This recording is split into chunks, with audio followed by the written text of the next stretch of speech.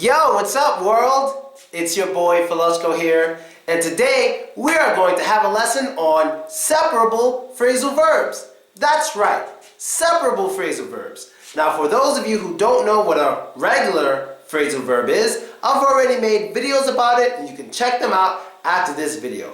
But right now, I want to get straight to learning about separable phrasal verbs because it might be a little confusing. But I will make this lesson as simple as possible. You know me, so let's get to it. So now, what makes a phrasal verb separable? Well, usually in phrasal verbs, you have the verb, then the particle. Yes, you can also call it a particle. You have the verb plus the particle. And the particle is basically the small word that's not a verb in the phrasal verb. So now there are basically three ways you can use separable phrasal verbs in a sentence. Like these three examples right here. I'm using the phrasal verb cut off. And what does cut off mean? Well, it has many meanings. But for this one, we are going to focus on cut off, meaning to stop something electric from working temporarily. Like when you cut off a light. Like that. Now, I just cut on the light. Like that. To stop something from working that's electric. The first way we can use this is, I cut off the light. I cut off the light.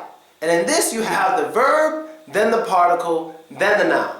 It works and it still means the same thing. Now for the second sentence. I cut the light off.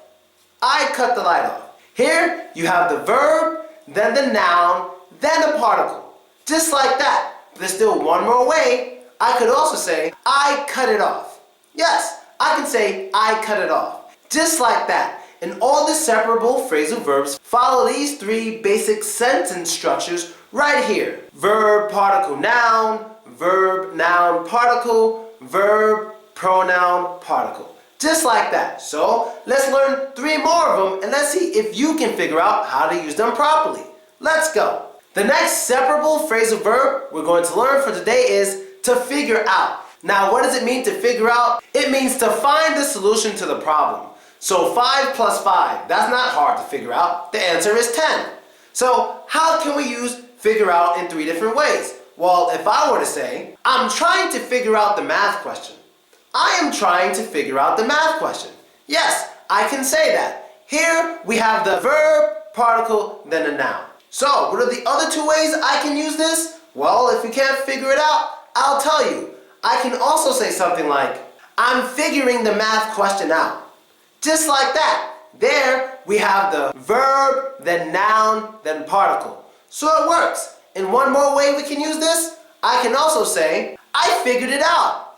I figured it out. Simple. Verb, pronoun, particle. These three ways. As long as you can remember these three sentence structures, you should have it. So I will teach you two more phrasal verbs quickly, and let's see if you can figure them out on your own. Let's do it.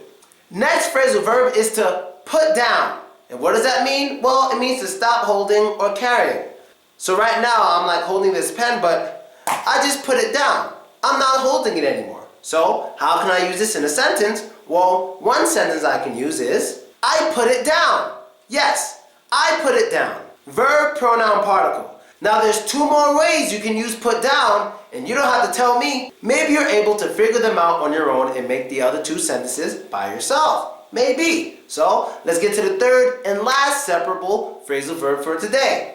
And this one is to pick up. And what does it mean to pick up in this case? Well, we mean to lift. I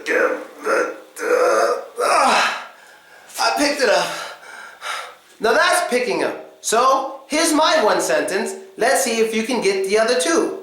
And my sentence is, I just picked the chair up.